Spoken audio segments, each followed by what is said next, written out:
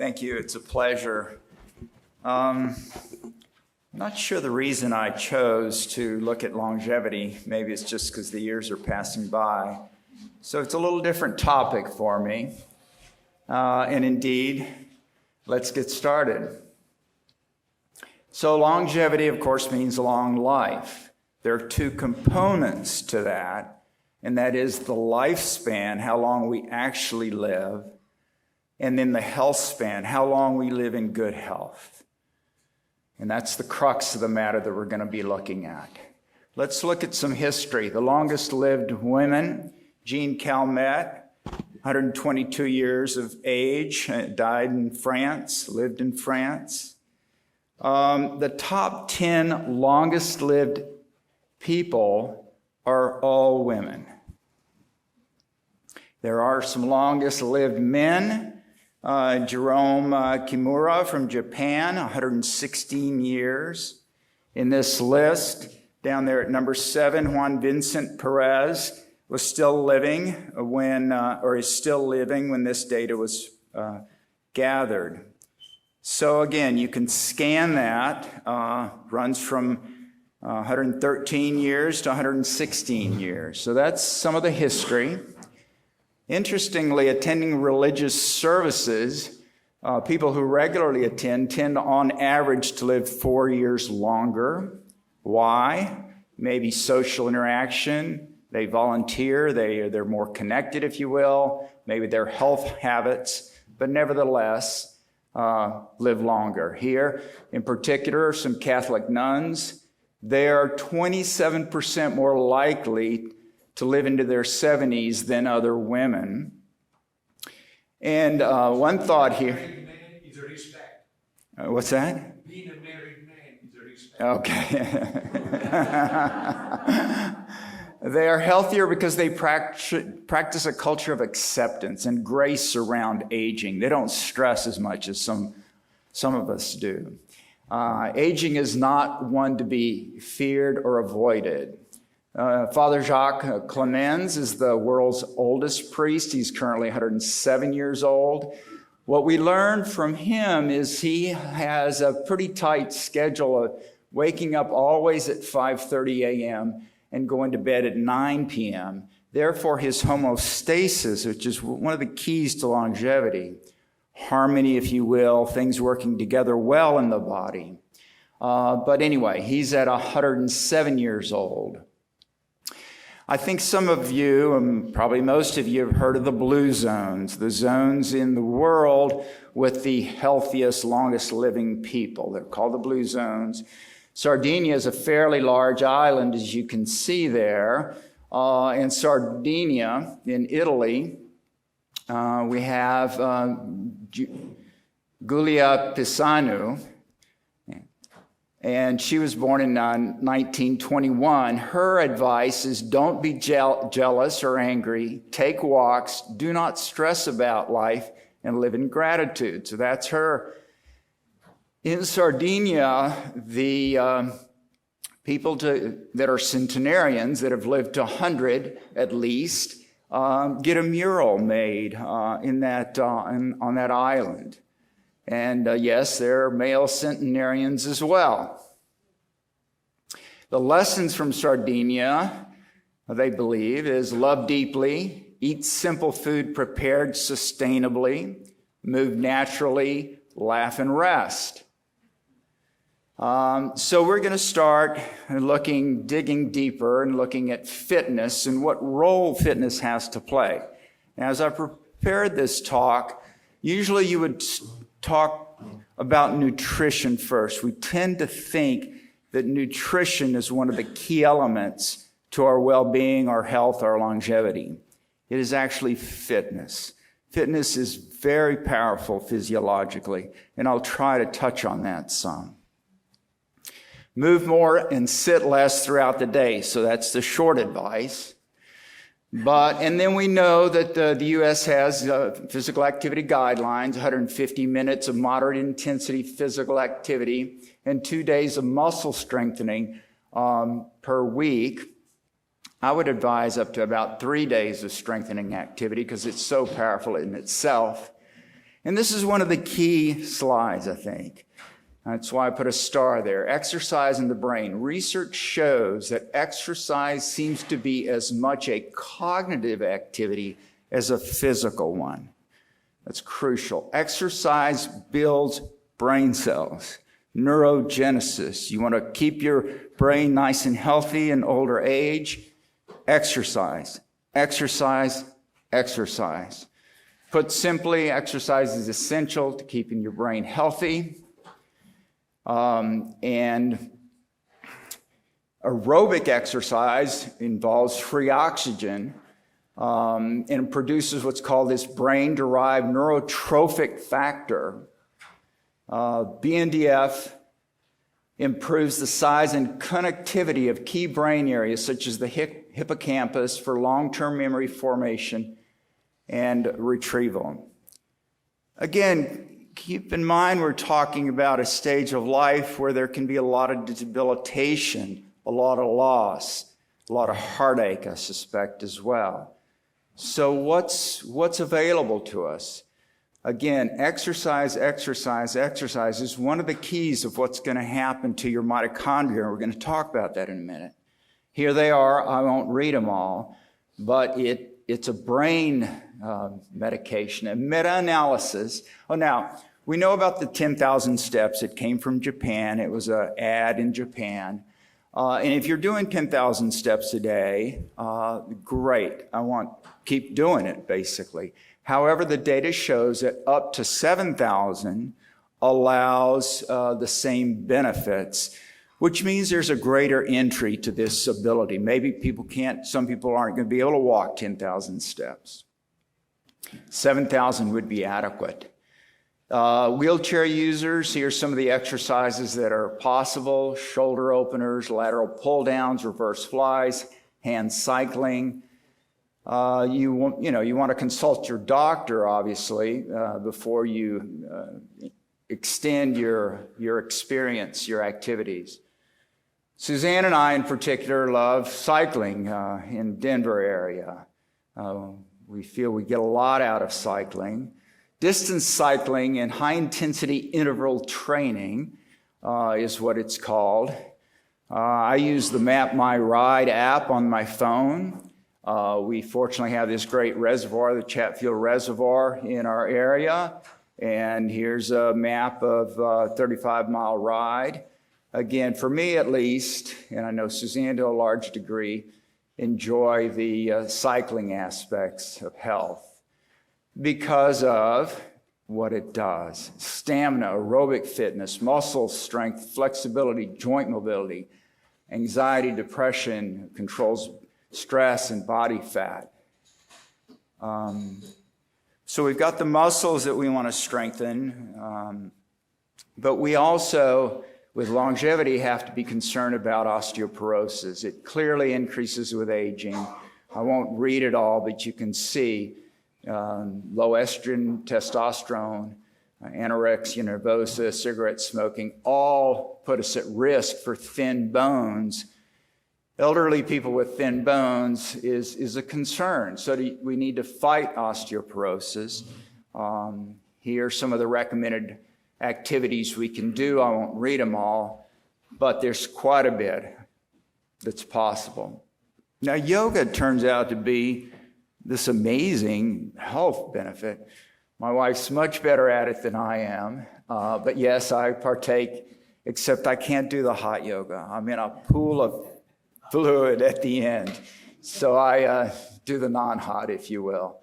But yoga, and there are many types. I just highlighted the more popular ones. Hatha yoga is the most common in the United States, but you can see there's others. There's vinyasa flow, restorative, candlelight, etc. Hatha yoga, I think most of you know, it's posture yoga. It's amazing how effective this art and physical activity can be. Vinyasa flow, as you can see in these illustrations, is going from one posture in a rhythmic way, if you will, to another posture. So it's linking the movements to breath as well. breathing, as we're going to talk about, is the fundamental activity that we have to learn to breathe correctly. I know you'd think, wait a minute, all of us are breathing here, but we're going to talk about breathing a little bit. And there's a more gentle, a restorative yoga, relax the body, reduce stress. Here's some of the positions that can be used. Candlelight flow is another type of yoga. Full body stretches, relaxes, and unwind before bed, if you will. There are really quite a number of yoga programs available. The most common that I'll talk about is the Hatha yoga. It's what's been adopted more widely in the Western world. But it's powerful. Here's a randomized trial, 12 weeks of no yoga, or at least it's 538 subjects, 12 weeks no yoga, and then 16 weeks with yoga. So they compared it, clearly increasing flexibility, stretching component reduces arterial stiffness, improves muscle strength and tone, improves respiration, decreases anxiety, depression, post-traumatic stress disorder, activates the parasympathetic nervous system. We calm down, decreases the risk of heart disease, decreasing our blood pressure, decreases AFib, brain health, and this is the key. Brain structure and function was assessed with MRI, fMRI, and SPECT. So these are all sophisticated radiological studies. A positive effect of yoga practice on the structure and function of the key hippocampus, the amygdala, the prefrontal cortex, cingulate cortex, brain networks, and what's fascinatingly called is default mode network, which is almost like the baseline electrical activity of the brain. And it mitigates age-related brain atrophy. So here in this technique that we've gotten from the Eastern world historically, it's sort of like a nourishment, if you will, to our brains, especially as our brains are getting older with time. Here's a brain SPECT scan. You can see those subtle changes of the frontal temporal lobes, looking at blood flow. So quite a bit has been done. And what have we learned? From a review of 34 international peer-reviewed neuroimaging studies of yoga practitioners, MRI, PET, and SPECT scanning. In the second paragraph, it can't be any clearer. You want to increase your gray matter volume, the insula, the hippocampus, the prefrontal cortical areas, connectivity changes, improvement to the default mode network. Let me back up a little bit. So, as we get older and as years pass, we've got some powerful tools that we learn, we practice, we enhance, etc., that can protect us to a quality life later in life. Life does have a finite endpoint, but we can live it in more vigor, and I think that's my goal. Well, what about something simple? What about sauna? Sauna reduces sudden cardiac death, fatal coronary heart disease, etc., etc. The more frequently you use sauna, the longer you will live. Now, not everyone can have a sauna. I certainly don't have a sauna. We don't have a sauna in our home, but nevertheless. So what about cold showers? Get in there and take a cold shower. Really? Well, it sort of shocks the system. The circulatory system is more efficient. Your skin improves. Leukocytes, the white blood cells, increase, so we resist colds and flus. Taking a cold shower up to 5 minutes, 2 to 3 times per week, relieves symptoms of depression. In depression, it works sort of as a gentle electroshock therapy. There's increased alertness, clarity, energy, endorphins are released, feelings of well-being and optimism. Start slowly if you're going to do this, and this is something you can do in your shower.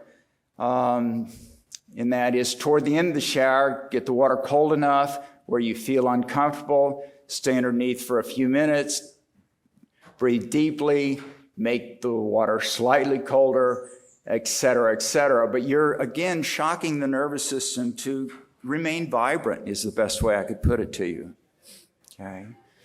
So nutrition finally comes in. I wrote this paper in 2006 on evolution of the brain from behavior to consciousness in 3.4 billion years. And that's where my first introduction was, that the human cell, early on in the development of life, swallowed up what are called mitochondria. So one cell took over in another, and it's mitochondria that really are the vital function.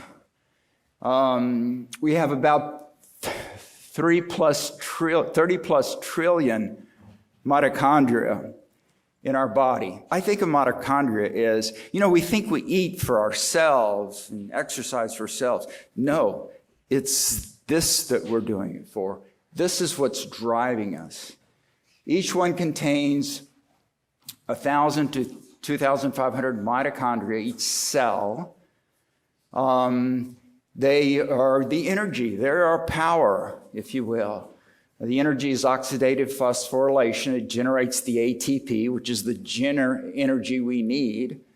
Primary source of both biochemical and physiological processes to grow, to move, to have homeostasis, which is a balance of our physiology, if you will. Mitochondria take the elements from the food we eat, carbs, proteins and fat, and oxygen, from the air we breathe to make energy, the ATP. The better care of our mitochondria through diet and exercise, the longer is life. So when I eat, it's not really, I'm not doing it for me, I'm doing it because these mitochondria need it to keep us healthy, if you will. To make energy from food and oxygen, the assembly line in your mitochondria needs specific vitamins and minerals and other nutrients, and I won't read them through. This is from Dr. Mark Hyman, who's very active in this area, writes a lot, has podcasts. Some of you may follow him, may know him. And so when I lectured on nutrition some years ago, fasting was the thing, do you do it fast? An easier term, and I think easier to do, and we only do it occasionally, is time-restricted eating. And that is, when are you going to eat? And one thing that works for us is maybe 11 to 6 is your eating window. Instead of saying, I'm going to fast, it's just you don't eat till about 11, which is not that hard to do. And at 7 o'clock, you have your last meal. So you have a time window that you're eating. So your body is metabolizing more. And here's some evidence. Circadian rhythms and time-restricted eating in healthy aging and longevity. Age-associated decline in metabolic health can be slowed down by alignment of daily eating time window, which is what we talked about, with a circadian clock. Time-restricted eating is restricted to a time window, as you can see there, maybe 10 a.m. to 6 p.m. I like the 11 to 7 p.m. window. What does it do? Well, you can read it through. It does a bunch. It reduces insulin resistance, fights inflammation, improves blood pressure, triglycerides, cholesterol, and brain function is improved, weight loss, hormones, etc. Helps regulate the body's hormones for better quality sleep.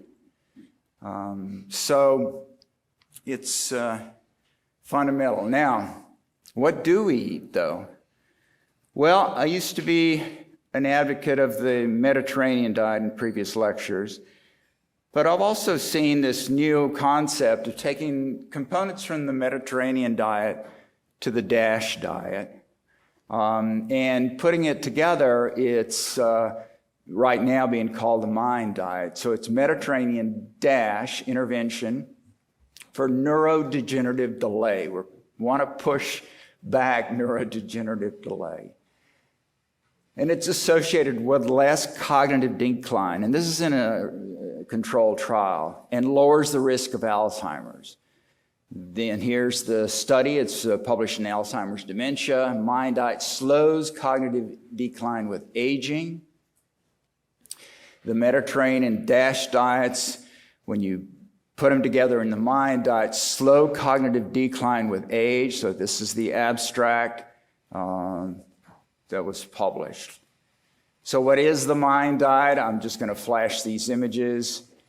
Here's some illustrations of, if you want to get a book, it's a hot topic right now. We'll see what comes next. And I used to talk, or I talked in the past about the keto and paleo diet. Did they fall to the wayside? Is MIND diet the ruler of all? Well, not necessarily. The keto and paleo diet, the difference is that keto, the main protein is fat. Paleo, the main protein is, in paleo, protein is the main nutrient. So here's pre and post keto. So keto is quite effective. Here's in men, keto diet, remarkable changes. And this is what I used to present previously, the paleo diet. And I still think the paleo diet is for those people in real distress that really want to make a big change or need to make a big change. And here's some examples that just show what's possible. Now, dig a little deeper. What are foods that are going to improve our brain power? I can't read all these, but you want a lot of these in your nutrition as much as is reasonably possible for each one of you. Fermented foods are awesome. Antioxidant, antimicrobial, et cetera, anti-inflammatory. They fight gut inflammation. I'm not going to read through all of this, but it can fight metabolic syndrome with lowering your increased blood pressure and high blood sugar, takes care of abnormal cholesterol problems, lowers the risk of bladder cancer, and one I was a little surprised about, less dental plaque. So what we eat, especially fermented foods, are great. Here, I'll just let you glance at that. This is from the National Library of Medicine, fermented foods. Intermittent fasting still is used by a variety of practitioners in this area of longevity. And here's a book, if you choose that, and it gives you some idea of what's possible. Fasting for a longer life. So I think this summarizes this section. Gets rid of the weak cells in the body, letting them die, gives room for stronger cells, and that's what allows us for a longer life. Over time, we want to calm the mind. Suzanne and I passed through Santa Fe a month or so ago, and I took this photo of St. Francis of Assisi. When we intently and consistently focus on our spiritual values, we increase the blood flow to our frontal lobes and to our anterior cingulate, which causes the activity in the emotional centers of our brain to decrease. So this is a physiological change that occurs. I talked a little bit about this in the past. There are various types of medications. They're broken down into these three general types of focused attention and open monitoring. Automatic self-transcending. Automatic self-transcending is the one I'm familiar with. There's no trying to empty the mind, no mindfulness, no concentration, no control. And the technique is called transcendental meditation. So I grew up in Houston, Texas, was born in Spain. I grew up in Houston. And Maharishi Mahesh Yogi was in the United States. He had been to Britain with the Beatles, and that's where he got famous. And in Humboldt, California, he had a 1-month course. A friend and I drove a car from Houston to Humboldt, California, and spent a month in this course. Now, we weren't the only ones there. There were about 1,000 people. More famous were some of the Beach Boys, and I don't remember who else, but in particular. And transcendental meditation activates this default mode network, produces a unique state of alertness. There's alpha coherence in the left and right hemisphere. The brain seems to be working as a whole. And so, unfortunately, becoming a surgeon, having to get up at 5 a.m. or before to make rounds on our patients so that the residents would then know what to tell the attending that was coming later on, I actually fell away from transcendental meditation. I've occasionally worked to come back to it. It's not stuck for me, but if anyone's interested in this area, it is a fascinating technique of, well, I'll just leave it at that. I don't think I have any words for it, but this idea of going to the default mode network, almost like the underlying electrical activity going on in our brain. We're usually at these higher levels being active in certain ways. Of course, there's sleep, which is a separate state. But nourishing this default mode network, I think, is important.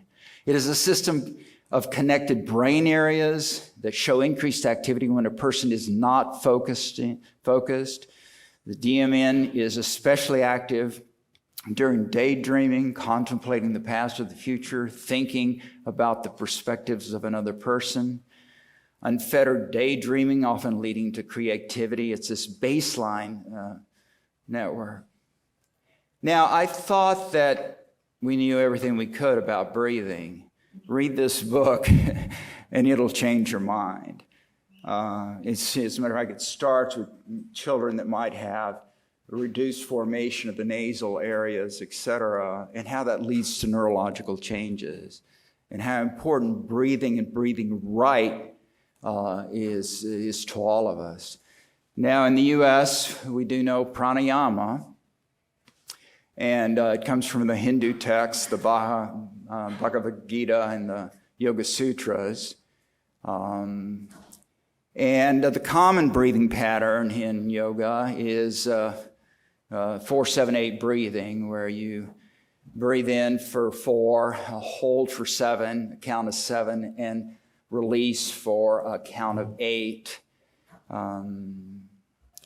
And there's another technique that you can use. It's box breathing. You basically look at, I don't think I have the arrow. You can see the arrows there that if you look at the right upper corner there, you're exhaling, then you hold for 4, you inhale, you hold for 4, etc. Breathing is this profound, if you will, technique. It reduces chronic stress, it can improve PTSD, improves sleep, reduces insomnia, improves parasympathetic nervous system by stimulating the vagus nerve and the relaxation response, helps improve hypertension, the digestive system, movement of lymph, immune function, lung, asthma, increases GABA. If anything out of the lecture, look into or consider this breathing technique, and maybe even yoga itself. And you don't have to be a specialist. There are classes for folks that are more basic, if you will, in their utilization of yoga. But it's just this unique capability. I'll just leave it at that. Now, what about nature? Well, Suzanne has this small but mighty garden. Nature is powerful. You can maybe find open land, go for a drive. What's the deal with nature therapy? Well, it increases gray matter in the prefrontal cortex. I mean, these are brain changes. White matter in the right prefrontal. increases premotor cortex and cerebellar hemispheres, increases attention span and ADHD, happiness, the amygdala, which is our stress center, our fear center. Sleep. One of the key things if you're having a sleep issue is get up with the rising sun. Let the sun get into your eyes because that'll set the rhythm for the day. And this has been known for, what now, I guess 8,000 years, at least beginning with the Vedas. Regular sleeping less than 7 hours. And what about sleep and longevity? Less than 7 hours at night can have negative effects on cardiovascular, endocrine, immune, and nervous system. Side effects of chronic sleep deprivation are listed there, and this is National Library of Medicine. Getting a good sleep could add years to your life. Among men and women who reported having all 5 quality sleep measures, life expectancy was 4.7 years greater for men, 2.4 for women. Sleep loss affects health. I won't read them all, but you can see all the negative effects of sleep loss. Magnesium can be your friend. Researchers hypothesize that magnesium may relax the central nervous system, might reverse age-related changes in our sleep pattern. You can get magnesium as Epsom salts, and on occasion you can take it orally at night. I wouldn't get into a long habit of that. Your foods are a great source of these foods are a great source of magnesium. I won't read those. I happen to use Blue Block. I'm a phone reader at night. I flip through my phone. I just do, but that can keep us from falling asleep well. So there are blue blocking glasses. You can block the blue light, and then you can flip your phone. At night itself, if you've got a little bit of light leaking, surprisingly, a small amount of light can interfere with the depth of your sleep. So I just routinely use these Dream Essentials. They're very comfortable. They last about a year. They're inexpensive, and they just block the light. To learn more on these topics, Mark Hyman is, again, very active in this. His latest book is called Young Forever. I will take an aside and say that there's a significant amount of investment right now in longevity. And a lot of it is by these high-tech entrepreneurs that have made their fortune, if you will. They're putting big money into some of the stuff that's in the lab right now. There is, and I'm not going to get into this in detail because that's almost another talk, there is a fairly concerted effort and a belief that we're going to break the barriers of aging to a certain degree. There's enough going on. There's enough understanding of what's breaking down as we get older.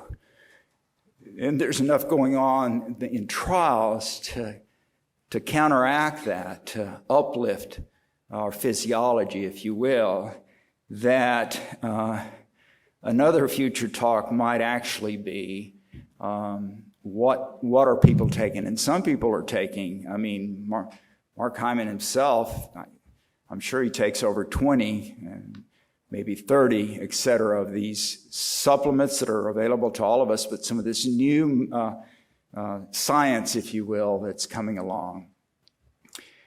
Outlive is by Dr. Peter Attia. He's a cardiologist, very dynamic, very active. His wife, when he was on the beach, said something like, "And when are you going to slim down?" And he took it as a slap in the face, and he's dug into a lot on the art and science of longevity. And sure enough, there's a book in breathing. I think I've already touched about how some young children might have deformity of the sinuses, the nasal passages that lead to things like asthma, etc.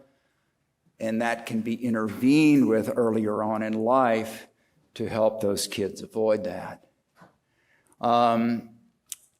For those of you that use Flipboard, it's an addictive app online to get your news. You just flip with your thumb on your phone and you can follow whatever you want.